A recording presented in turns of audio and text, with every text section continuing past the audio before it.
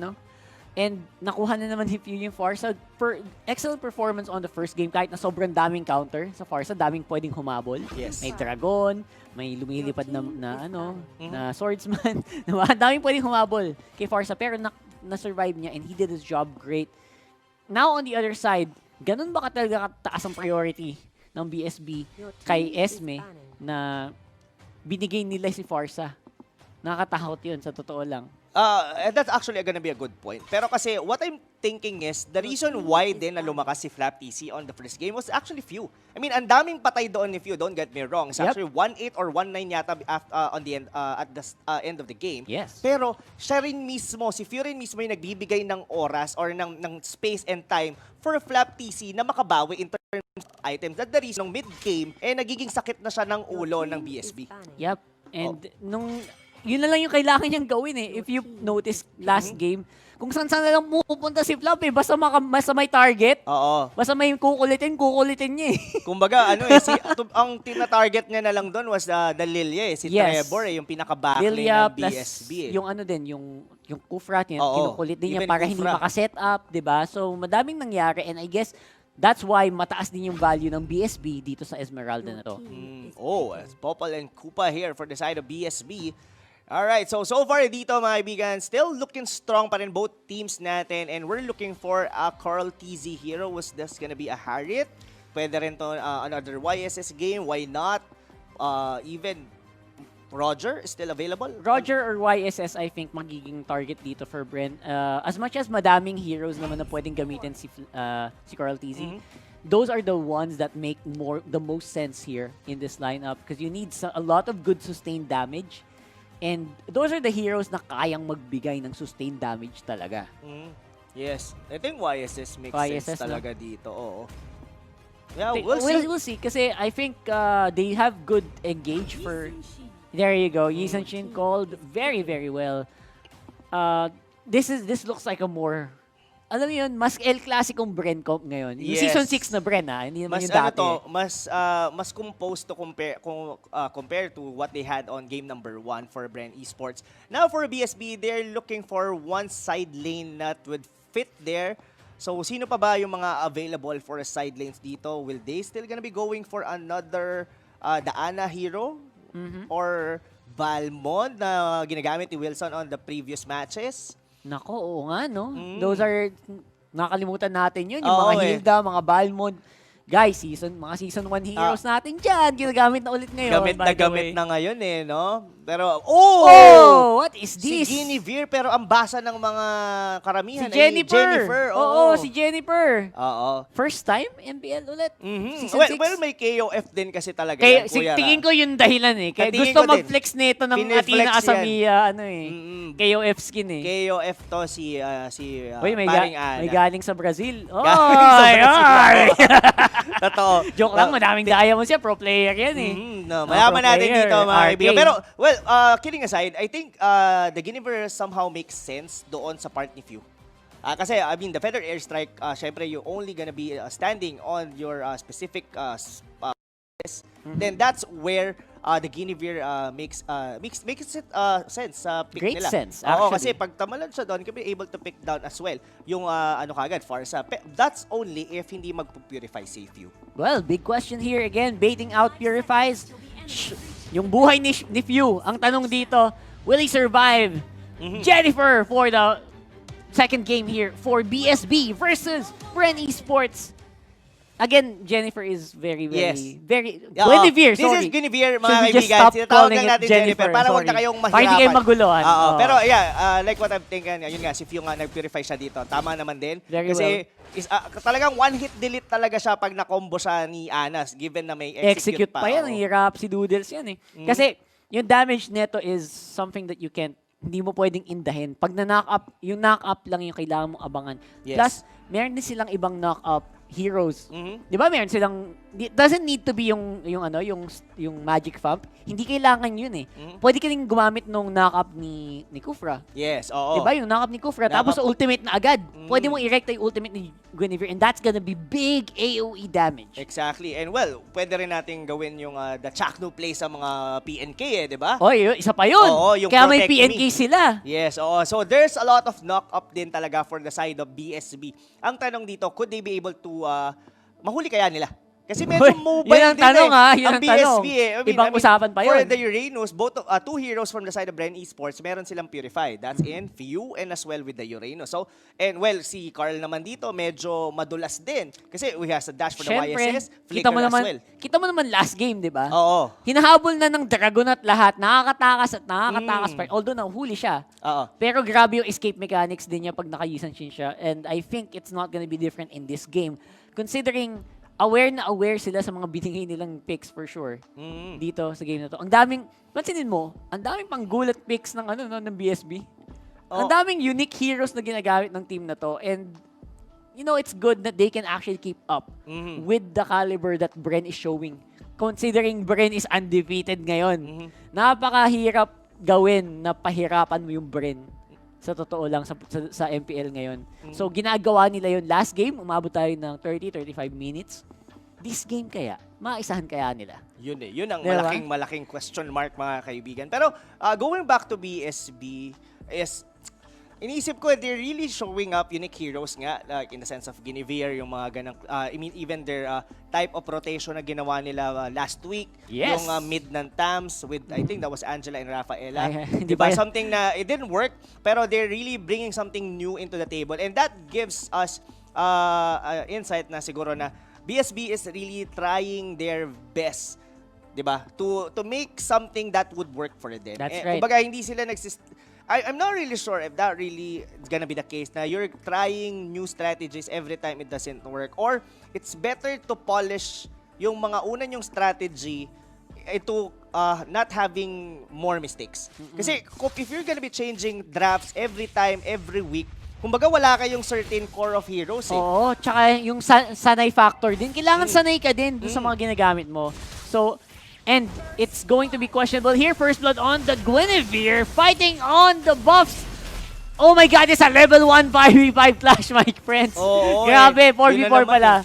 Pasok sila dun no? Pero yun na nga, Gigil. mga kaibigan. First blood dito, yung Guinevere, and that's gonna be a hard time dahil medyo maso-zone out siya ngayon dito ni Flap TC. Wala siyang talon dito, mga tol. Yep, and that's the beauty of it here. Grabe yung aggressive. Isang minion wave na ang hindi nakukuha Kawawa dito si Ana, legit. Ewan ko That's the consequence of picking a hero like this against a hero like Uranus. Totoo. And I think they really need to help Ana get across Sticker doon na lang. sa tier 1 turret nila sa top. Kundi I sobrang can't believe mabablock siya dito ng Uranus. Is not getting anything regardless. Ito magiging mahirap pa dito para sa Guinevere. Level 3 na ngayon si Flap TC. My God. Magkakaroon na siya dito ng pan-level 4. Yun, at least nag-level 2 si Ana, nakatawid na siya Nakatawid! doon. Pero Congrats! that's one whole minion wave na na-miss niya, and as well, and half HP nung Torren I nila think sa itaas.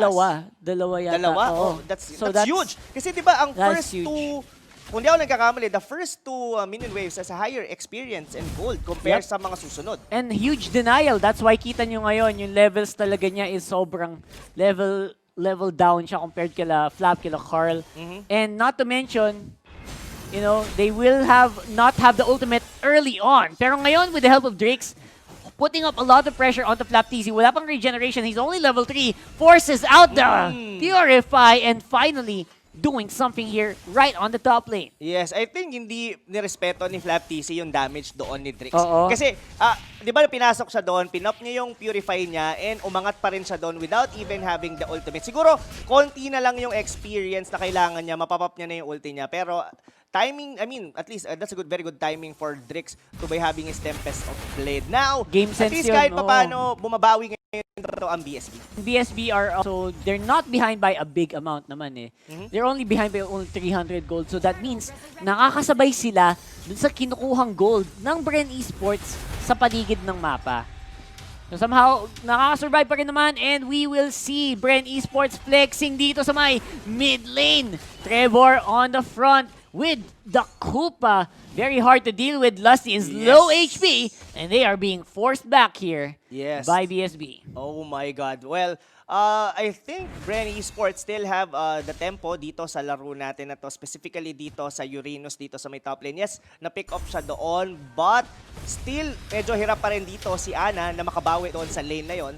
Pero I think nag-1v1 sila doon. But ito, muna sa may bandang gitna, the Turtle, medyo ina-eye out na ngayon to Ito ng Bren na, Esports. oo. You got a zone. Ito yung objectives. Next objective that you really want. Pero ngayon, habang wala pang red, habang wala pang orange si Carl, this will be a problem. May retry ba to? He does not need it. He gets it normally. Lusty, pinwersa ang flicker. My gosh, BSB. Oo. Lumalamang sa tempo, mamen. Yun, oh, but the jump will not be enough. Pero patay pa rin naman doon si Mlbb. Habol sila dito. Cup 1, not hitting few. Now, it's gonna be, I think, BSB medyo they're on the driver's seat right now. Lalo na sa pagkuha sa orange buff ni Carl TC sa baba. Laking bagay nun, na-deny mo yung orange buff kay kay Yisan Shin. Ako, di hihina lalo yung skills niya. Few, gaganti daw, will not be able to flip the feathered airstrike in time. So sayang, may konting setup na kaya saan niya gawin doon. Pero the kick will be happening here. No kick for you, my friend! It's the ultimate! And looks like Cap 1 pushed back, pushing Lusty back. And Trevor with a bite. I think kaya niya mahuli ito. Rito si Kuya Bolasti. Pero Ayan. yun na nga, pero medyo hindi siya na-block kasi doon ni Cap 1 with a magic ball. Pero look at that, Mlbb popping the Purify on the right moment, but the Turtle will be taken by Drix. Now, onto the back lanes, habol sila dito. Mlbb might actually fall dahil yun na nga, pero few still showing off the rest of BSB with a feather airstrike into the middle lane. Ribo dito trying to push in, but Wilson will be able to defend with the falling Star Moon. To be honest, nakakabilib yung ginagawa ng Bren ngayon na they're holding on kahit sobrang down na sila. Si Mlbb hirap na hirap sa game na to. Grabe. Well, to be fair, lamang siya kanina. Kaso nga lang, nung namatay siya doon sa top, nakabawi bigla doon si Ana. Na-over no? Sumobra sa sumobra sa tulak. Oo nga Kumbaga, level 1 si Ana doon, level 3 si Mlbb. Tapos yun nga lang, nung napatay siya, nakabawi bigla. Pero yun na nga, mga kaibigan, speaking of bawi, Ribo dito might actually fall low. Still may immortality pa siya. Whoop! It's gonna be... End 1 yun. Oo may end 1 yun. Sumakto din with the last insanity. Now, out na muna dito si Wilson. Pero may laban na magaganap sa may bandang gitna. Carl TC will be picked off. May kasunod pa yata. Cup 1 will not hit. Lusty dito running for his life. Pero that Cyclone Eye will actually gonna be enough. Hindi ang sabi ni Drix. Medyo nagiging bad sign na madalas na nakita na si Lusty napupwera siyang mag-flicker out lagi. Oo. To run, defensive na flicker nangyayari, hindi siya nagagamit para mag-set up into that Wave the Dragon. So, naging problema yon because kinukulang na naman yung Bren and now they are behind by 3,000 gold naman. I think dahan-dahan, ito na naman yung BSB early game na nakita natin. Ito na naman yun I mean, lamang na naman dito BSB sa early game. Well, already on the mid game ngayon mga kaibigan. Now, it's gonna be the struggle ng team na to and how they be able to close this wall. Pero yung sipa kay Cup 1 will be enough yata para mamatay doon yung Kufra. Trevor here will be taken down, of course, his Koopa. And now, Bren Esports might actually take the Turtle dito, mga kaibigan. And just like that, I know that Bren is behind, pero nakakagulat pa rin, kaya pa rin nilang gumawa ng mga ganitong plays. Yes. Napupwersa nila yung lamang na mag-back at lumaban ng ganito in a very weird area. Yes, very weird nga talaga kung tutuusin. But Drix here, just looking in, but nakuha niya ba yung... I thought it's actually took the crab coin. Pero mukhang didepensahan pa rin ba to ng BSB? I think, malabo, no? Oo, medyo malabo yata to. Overcommit sila rito Pero Lusty yata yung nag-overcommit. Kasi namatay siya doon sa likod. Trevor here, low HP. Pero hindi pa rin namatay. But Carl TC will be taking him down. Now Wilson, double kill dito si Carl TC. But Ana onto the backlanes, killing Fiu. Pero naiwan dito si Cap 1. Now, I think that's gonna be a 3-4-2 exchange in favor of Bren Esports. Kita mo yun, takot na takot lumapit si Drix kay Carl. Ganon kalakas ang posisyon ni Carl ngayon. Even fighting under the turret, nakikipagsabay ng hampas. Tempest of Blades para makatakas. Yes. But that's still gonna be a good news. At least hindi nakuhaan ng purple buff pa naman doon si Drix. And I think it's better to have it that way. Ana here, just in the nick of time, medyo nakatakas pa nga naman din doon. Now, I think BSB dito, nawawala na naman sa kanila yung kalamangan dito sa early game. Yup, dahan-dahan na push back na naman ang BSB. Pero this time, sila naman ang merong Esmeralda Oo. na kayang mag-scale ng malupit. Top lane though, Drix, Tempest of Blaze, defensive na naman. And Cap 1 with a very good target, pero looks like kulang sa follow-up. Parang kalat-kalat yung nagiging galaw ngayon dito ng BSB. Yes, mayroon silang target pero iba-iba. Pero na-shutdown na naman sila dito ni Carl TC and onto the bottom lane. Flap TC versus Wilson. And yeah, wow. Ito lang nga yung nagiging storya ngayon dito, Rockhart, no? Yes, nakakakuha ng mga pickups ng BSB. Pero lahat ng mga kills napupunta kay Carl TC. Consistent si Carl TC, no? Oo. Talagang kahit na habulin mo ng habulin, baugin mo ng baugin, nakakabawi, and he gets double kills ng ganito. Kahit na sobrang laki kanina lamang ng BSB. Oo may killer instinct talaga yung bata na yan Pero yun na nga, monster kill dito si Carl TC, and I think the items will gonna be, yung Mountain Shocker pa lang niya, medyo nananakit na yung mga miyembro dito ng BSB. Now, medyo nandun na naman tayo sa point ng BSB na nawawala yung lamang nila to the point na pupunta naman sila doon sa part na let's just have a Lord Steal. Nagiging defensive na naman sila and reactive as well. Yep, very reactive indeed. So right now, looking at this, medyo hindi to yung Esme kanina. Ito yung Esme na medyo patakbo dahil walang backup. There's no one to flank for him. And kanina kasi, isa-isa yung hinahabol ni Flap last game. Ito, sama-sama yung Bren, kaya hindi niya pwedeng ulitin gawin yung ginawa ni Flap kanina. Totoo yun. Kumbaga, si Flap kanina, kumbaga yung Lilia, yung si Trevor, si Cap1, yun, pa isa-isa niyang nakakalaban. Pero dito kasi, buong miyembro ng Bren Esports nakatutok doon sa Esmeralda, and I don't think you can be able to withstand the damage here from Bren Esports, specifically dito si Carl DC. Ayan, lalo na pag may show na sisipa sa'yo patras at hindi ka makasayaw, hindi mo ma-activate yung shield mo. Trevor. Oh my God! The targeting is real for Bren Esports. Kinakaya-kaya ang BSB. And I think hirap na maghanap ng target si Ana, going for the run. Hinahabol ni Few, dinidilaan habang ini-stalk. Nako, this might be it, mga kaibigan. Hindi na yata kailangan dito ng Lord ng Bren Esports as they could be able to close this game. Nako, but still, umuwi ka na. Drix dito Ana! Tina-target niya muna yung mga minion wave, and I think mabubuhay pa yata BSB dito, and that's gonna be an overcommitment. But Cap1 still gonna be going down. Drix here, medyo siya yata yung umaalis siya ng sarili niyang base. Buhay pa rin dito ang Bren Esports, though Few is out of the game. Falling Star Moon! May iwan ba rito? Flap TC? May iwan. Kaya nila napatumbahin dito ang isang Uranus. Grabe! Oh my God! Flap din! What's happening here? Flap TC, of course, still going strong, and I think makakabak pa rin ng Bren Esports kahit na ang dami nilang kalokohang ginawa sa base ng BSB. Well, seemingly, mukhang kaya na nilang tapusin Yun nga lang na number one is na patay ni Drix yung mga minion wave minion wave. Oo, then, what a save, diba? Din na lumabas na rin yung minion wave ng BSB. Beautiful save there, of course, with the help of... ang problema, wala kasi doon kanina si Few Yes. Naghabol ng Guinevere si Few. Kayaw pa bakin. Pero again, dahil doon, we are on a reset and Lord is going to be the next target, most likely.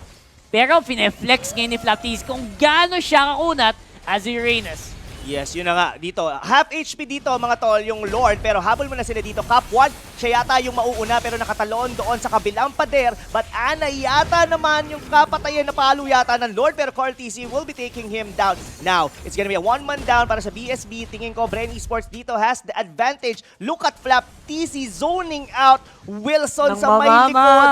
Minamama nga indeed, Rockhart. Grabe, parang familiar yun. Oo.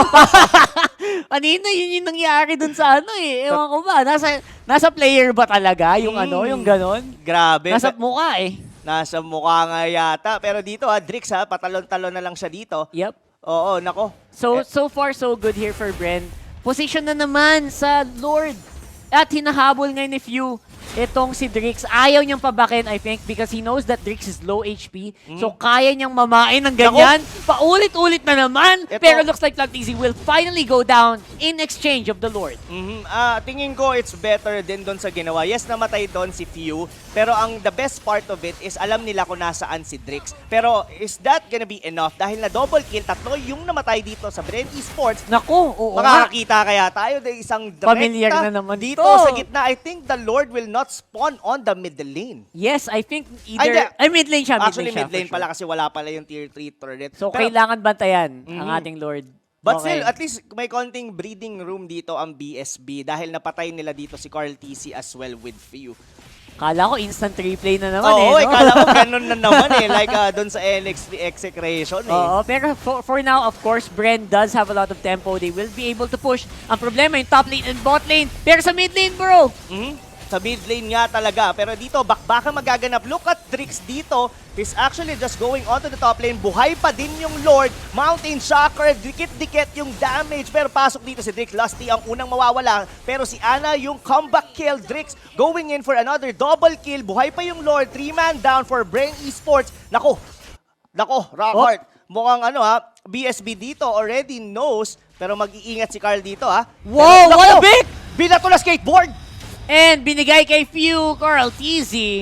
Good reaction time. Oo. Nagulat ako kasi kakadbaba lang ni Kufra. Tapos may nagka-presence of mind siya to go for the hit. Grabe. This is the Gillette instant replay, mga kaibigan. Tingnan nyo dito how patient actually Drix Gandang is. teamfight nito sa BSB Oo, ang ganda talaga ng teamfight na yun. Yun nga lang, yung bato ng skateboard.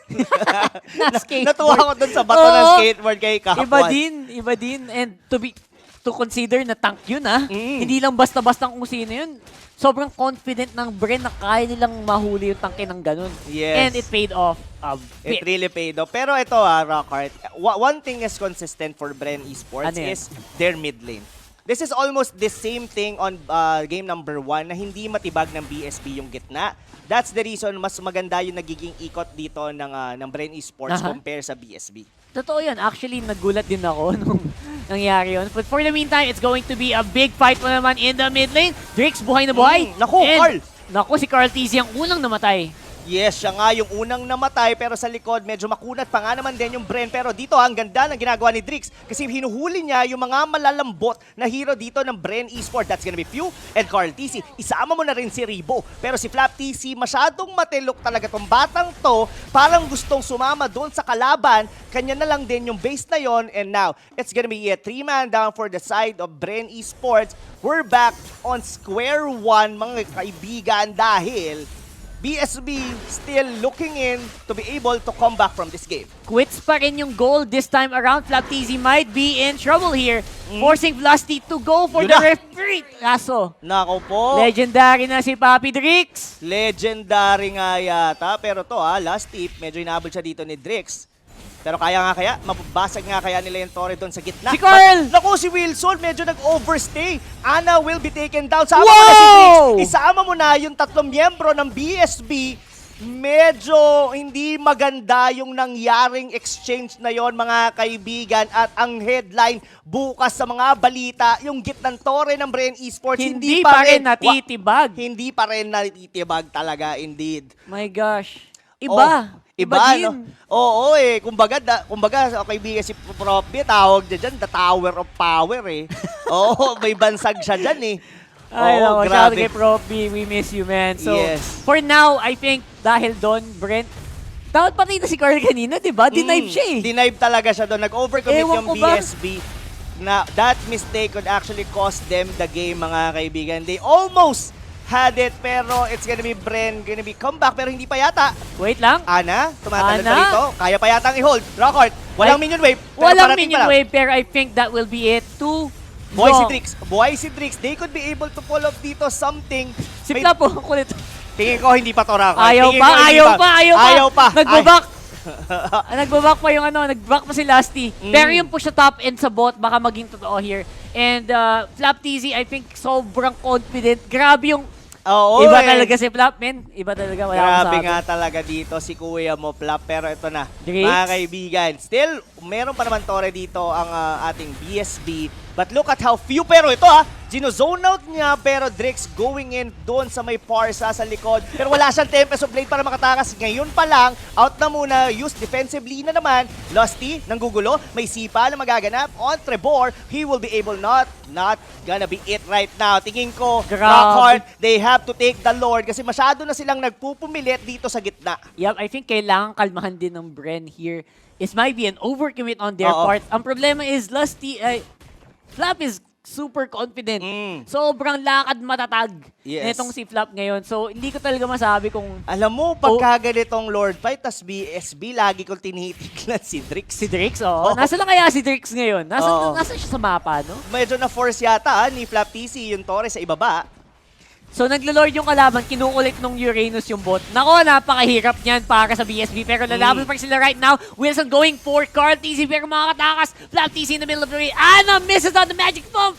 Grabe, nag-miss nga doon yung Guinevere. Pero ang mas maganda doon, dahil hindi nila napatay dito si Carl TC, now onto the back foot naman ngayon dito ang BSB. Patay si Cap 1. Drix even low on HP. Flap TC zoning out the rest of BSB. Bumalik yung buhay. Flap TC will be taken down. Pero ang storya dito, headline sa mga balita, yung Lord pa rin makukuha ng Bren Esports. Kaya? May hahabol kaya?